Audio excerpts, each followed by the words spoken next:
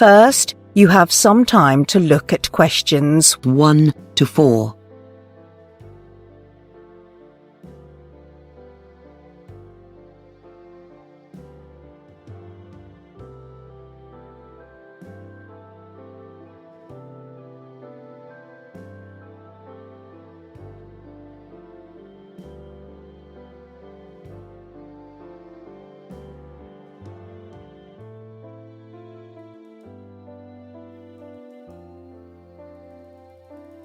Hello, Tourist Association. Can I help you? Yes, I'm going on vacation, and I've been looking at your website about accommodations on Po Shan Island. I'm traveling on my own and noticed that there were several kinds of accommodations there. Can you give me some more information? Sure. Well, there's a small hotel located near the bank. It's convenient and quite comfortable. Yes, I saw that on the website. It looks very nice. Do they have any planned activities there? I think it mentioned that they have a lecture about the island every morning in the hotel.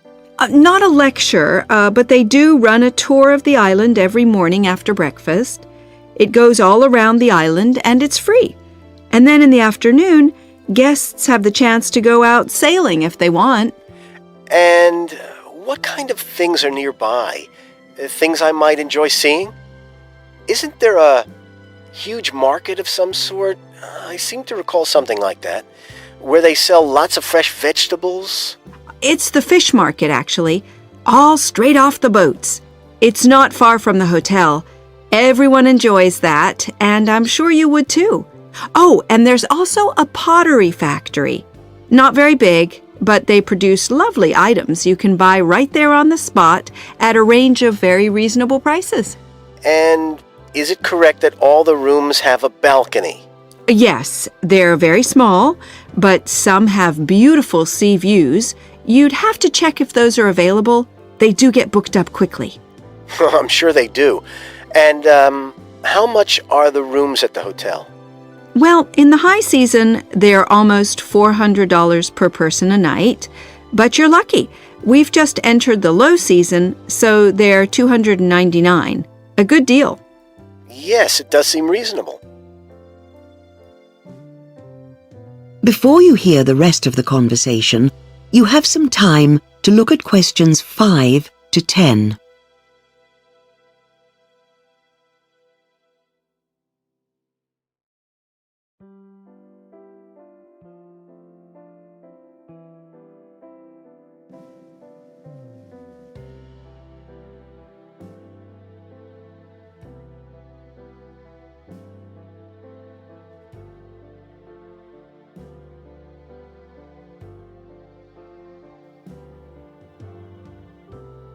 Now, listen and answer questions 5 to 10.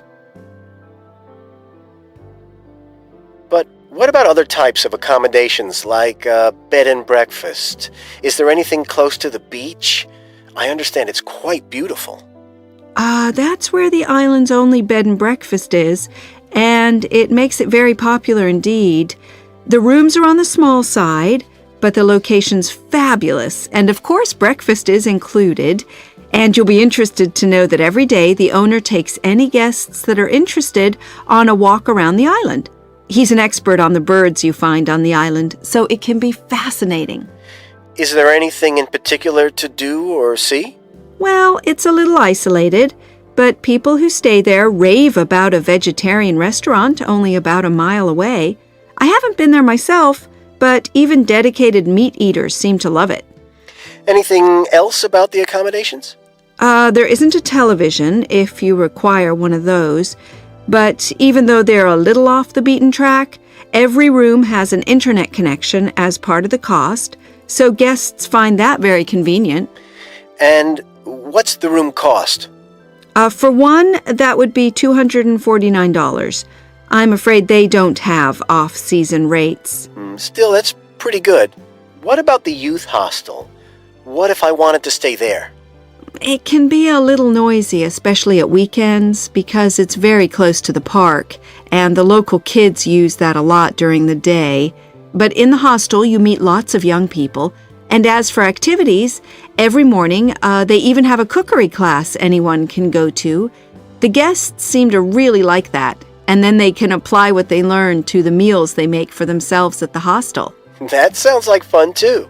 Yes, and for an afternoon activity, you can go cycling.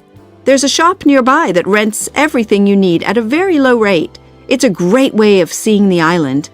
Any chance of getting any other exercise, other than playing with the local kids? Oh, there certainly is. There's a well-equipped gym you are welcome to use. It was just finished a couple of months ago. The hostel staff can arrange for you to get a visitor's card. It's a great facility. How much is a private room in the hostel then? They've got a number of those for just $120 a night. But again, if you're interested, I'd contact them as soon as possible. Well, thanks very much for your help. I think I've asked... That is the end of part 1 You now have half a minute to check your answers. to part 1.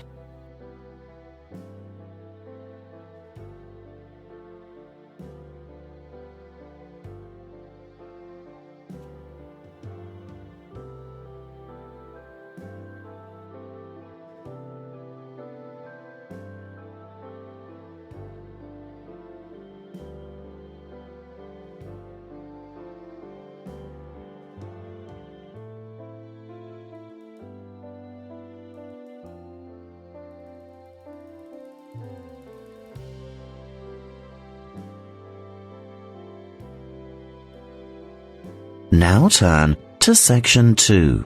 Section 2. You will hear an introduction of some activities and club available to all students this year from Clubs and Societies Manager Vanessa Rico. First, you have some time to look at questions 11 to 15.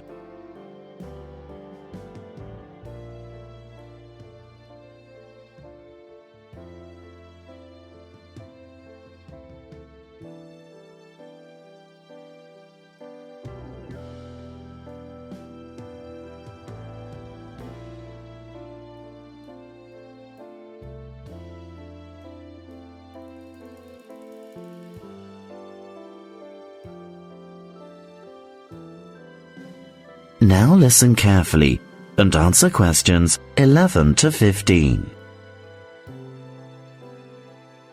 Good morning and a warm welcome to our new first-year students on campus for 2007. My name is Aubrey Livingstone and I'm one of the Senior Student Union Affairs Officers here at the Victoria campus of the Gold Coast University.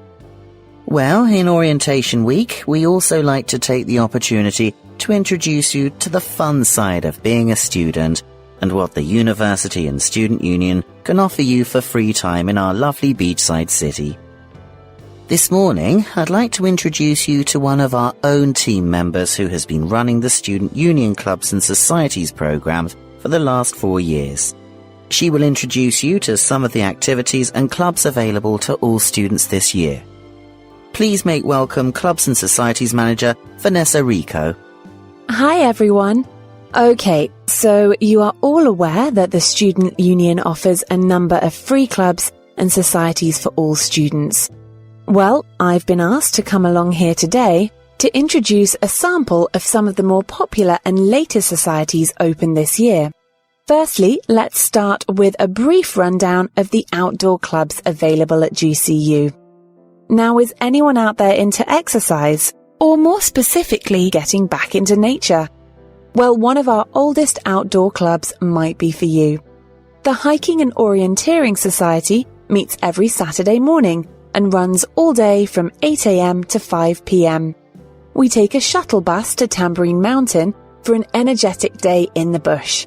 However, the exact meeting point is not at the mountains, it's just in front of the main gate on University Drive. It's important for students to bring comfortable walking shoes, a good hat and sun cream to fight off this blistering Australian sun, and of course mosquito repellent. Oh, and please don't forget to bring your own water bottle, as free refills will be available at the main camp. Okay, well here's another one that might inspire the even more energetic water babies. the Kite Surfing Club, which was introduced last year. This club is organised by the famous local surfer Keith Wilson and meets Sunday mornings and runs from 9:30 a.m. to usually around 2 p.m. Those interested will meet at the mouth of the Tweed River. Just look for the large-size kites. If you want to take part in this club, there are some requirements, however. It's not important that you are confident in this sport, but it is necessary that all students have strong swimming ability and have at least been a couple of times before. One more thing, Keith has asked me to tell students to bring their own wetsuits, as these will not be offered on the day. Now moving on, for those who also like the sun and surf, and I guess sand, but in a more artistic way, we have a very interesting club for you. The Sand Art Club has now been running for a few years and building in its popularity, and not only with our art majors. This particular club focuses on the art of sand sculpting and meets for 2 hours every Tuesday and Thursday afternoons from 4:15 p.m. at Main Beach under the blue and red tent. There are a few requirements for this particular club, such as sun cream, a hat, a towel, a water bucket, and some of your plans or drawings for your piece of art to help guide you in your creative constructions. A tutor from our art faculty will be assisting you and supply you with all the necessary equipment. Finally, some people might prefer to stay out of the sun, but still have the opportunity to soak up our fresh air and warm weather outdoors. Well, how about stargazing with the Astronomy Society? Students get together on the first Saturday night each month at around 7 p.m. to quite early in the morning sometimes. The venue for this society is on the main cricket oval, depending on the forecast of clear weather on the night. Students will need warm clothes, a notepad and pen. All night viewing equipment will be made available, and some small food and drinks will be provided during the evening. Before you hear the rest of the talk, you have some time to look at questions 16 to 20.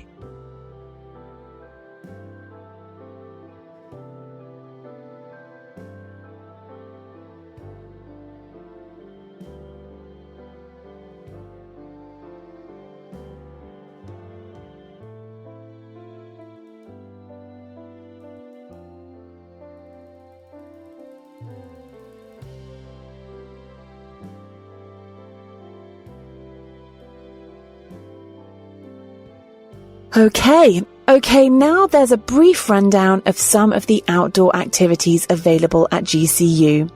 I have given you some of the meeting locations, but I should remind all students that any required payments shouldn't be made to the club manager on the day.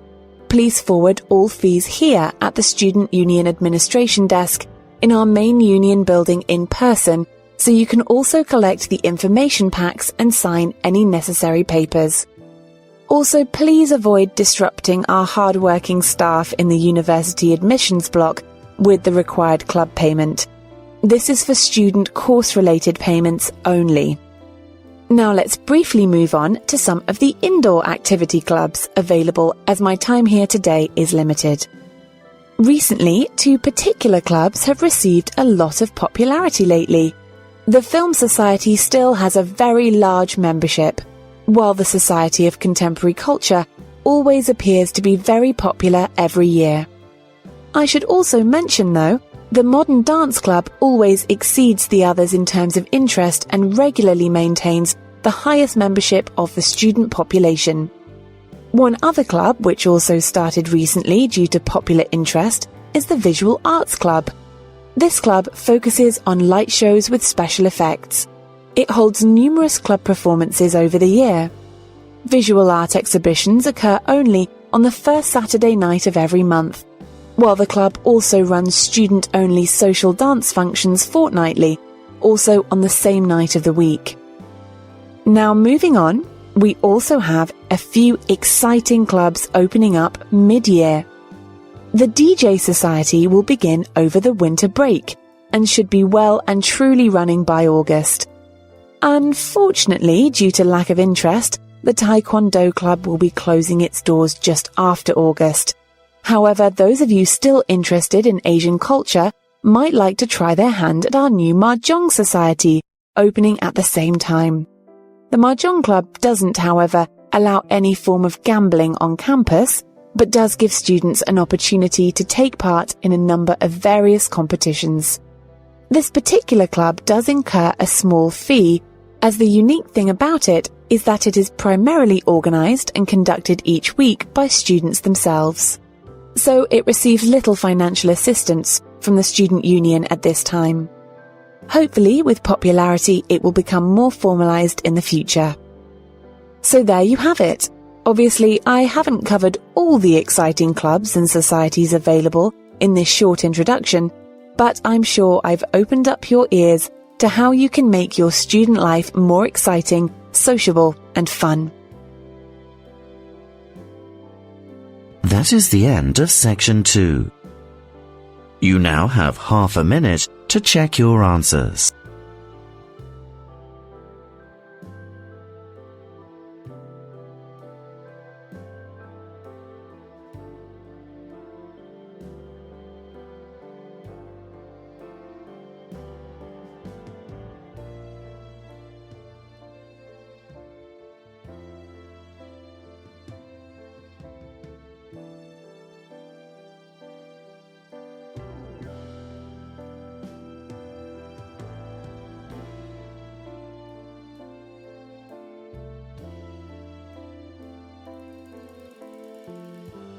Part 3. You will hear a student called Susan talking to an education officer called Edward, who works at a nature reserve in East Africa called Chumbi. First, you have some time to look at questions 21 to 24.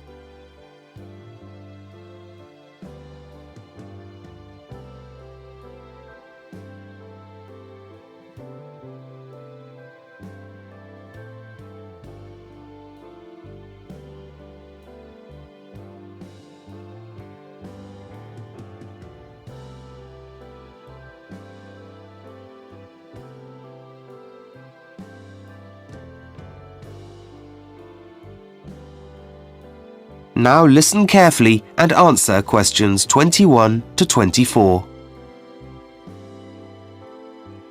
Hello, Susan. My name's Edward. Hello. Thank you for agreeing to talk to me. I sent you a letter. Yes. I'm doing an education course, and I'm looking at how local institutions interact with their community. I was a tourist here in Chumbe a few years ago, and when I read about your science program for schools, I thought I could use it as a case study. Fine. Go ahead and tell us what you want to know. Well, I know that since I first came here, you've expanded your activities? Yes, we have. Chumbe's always been important because it's a coral island and it's got a wide variety of wildlife species. But a few years ago, it became even richer in natural resources. Is that because there were increased safeguards? Yes. We were officially designated a nature reserve, and now we've got more people coming from all over the world to study here in our ongoing research program. Can you tell me about the background to the school's program? Uh-huh. I know it started in 2004, and I think it was intended to link directly into the school's ecology syllabus? That's right. We responded to an approach by a local primary school teacher. He asked if he could bring his pupils here to do some nature studies with our rangers. Then we started organising field trips for other schools. We got government funding, initially for 12 months. That period was eventually extended, but the government sent a team to do a formal evaluation first. Do you mind just telling me briefly what their report said?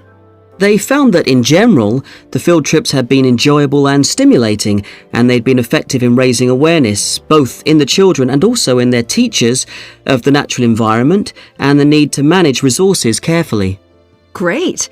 And did they suggest any changes? Not exactly.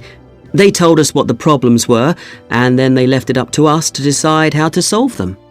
For example? The feedback suggested that the field trips could be even more beneficial if schools had materials to give them a better grounding in life sciences. I see. So, our staff here in Chumbe started producing materials for schools. We're already distributing an information pack that we produced for use in class prior to the field trips, and that material seems to be working well. And we've also begun work on another pack about coral reefs, specifically for teachers, which we'll be trialling in September. Before you hear the rest of the discussion, you have some time to look at questions 25 to 30.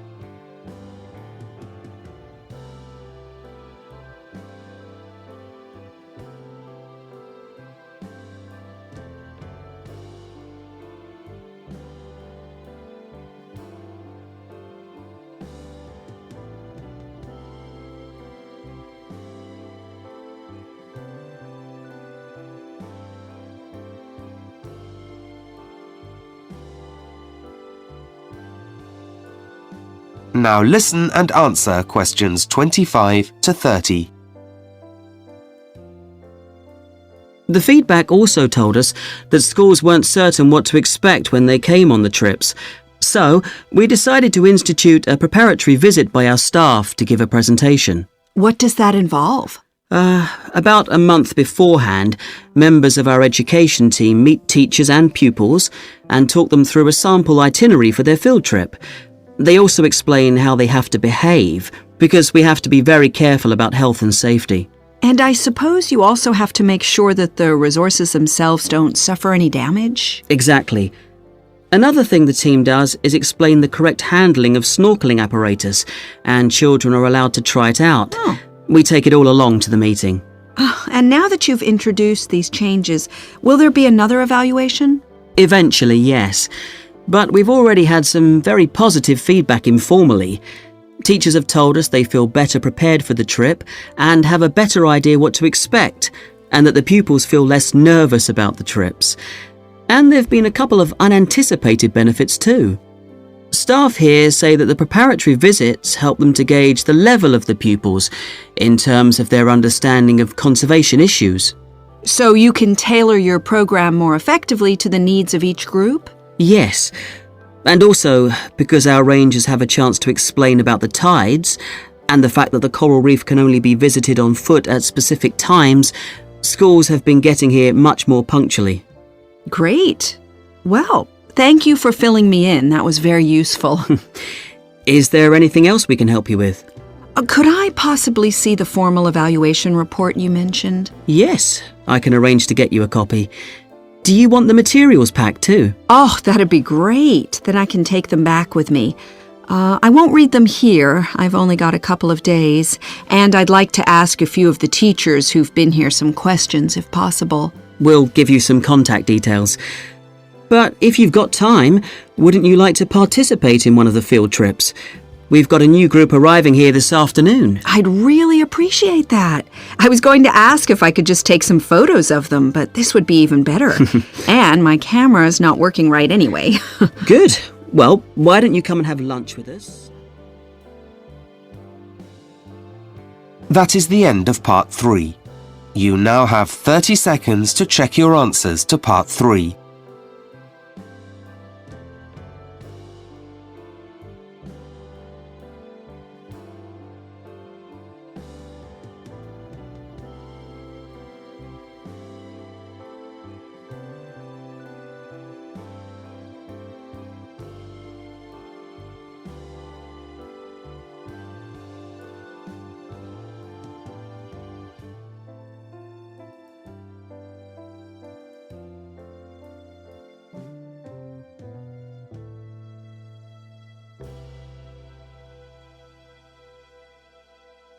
Part 4. First, you have some time to look at questions 31 to 40.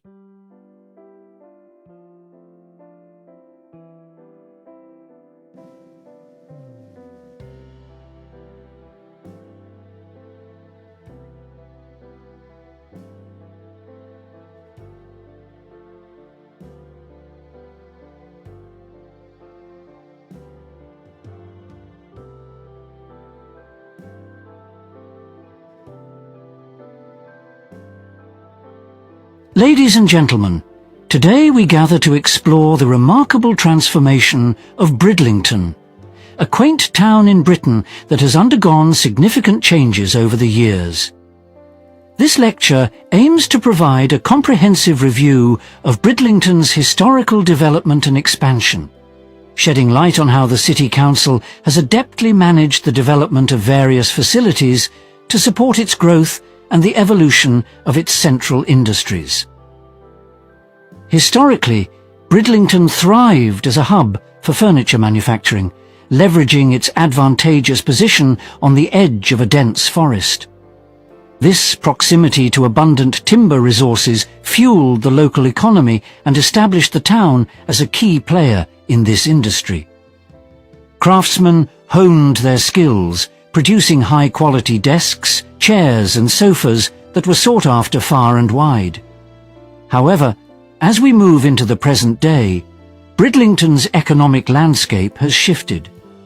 The manufacturing-based economy has gradually transitioned towards the service sector, a change driven by evolving market demands and economic trends. This reflects the changes brought about by technological innovations. Automation and computerization have reduced the number of factory jobs and driven a shift towards office work. This sector now plays an increasingly vital role in the town's economy, with insurance companies emerging as major job creators. These companies have not only provided employment opportunities for many residents, but have also contributed to the town's economic stability and growth. In response to these changes, the City Council has implemented a forward-thinking zoning policy. Different parts of the town are now specifically developed for designated purposes, ensuring a balanced and sustainable growth strategy. The population is evenly distributed across various suburbs, each featuring residential areas supported by essential amenities. This thoughtful planning ensures that residents enjoy a high quality of life, with conveniences such as living near schools, allowing parents to easily pick up or drop off their children without the burden of long commutes. Urban expansion has been a key focus for Bridlington, addressing the growing demand for housing by providing 16,000 new homes and creating 20,000 jobs. Service centres are strategically scattered throughout the suburbs, offering essential services and contributing to the local economy. Education has not been overlooked in Bridlington's development. The city's university has expanded its capacity to accommodate a larger student intake with a new campus featuring state-of-the-art educational facilities, laboratories and student accommodations. This expansion meets the diverse needs of the student population and positions Bridlington as a centre for academic excellence. Transportation infrastructure has also seen significant improvements.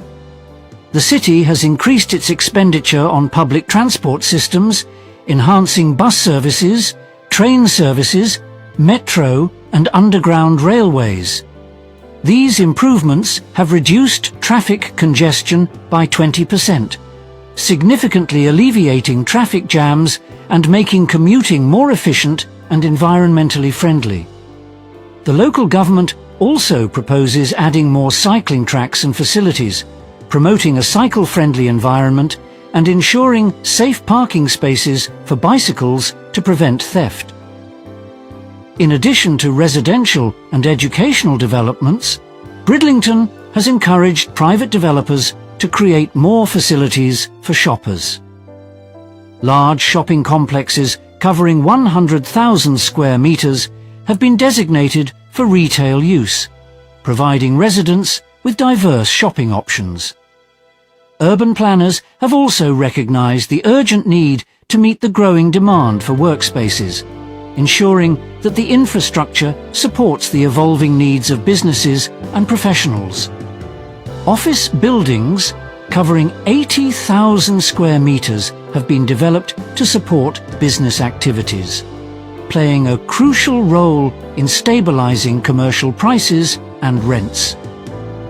This ultimately reduces operating costs for business owners and entrepreneurs, fostering a vibrant and dynamic local economy.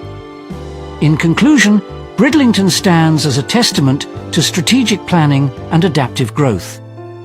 The town's ability to evolve with changing economic landscapes while maintaining a high quality of life for its residents is truly commendable. That is the end of Part 4. You now have half a minute to check your answers to Part 4.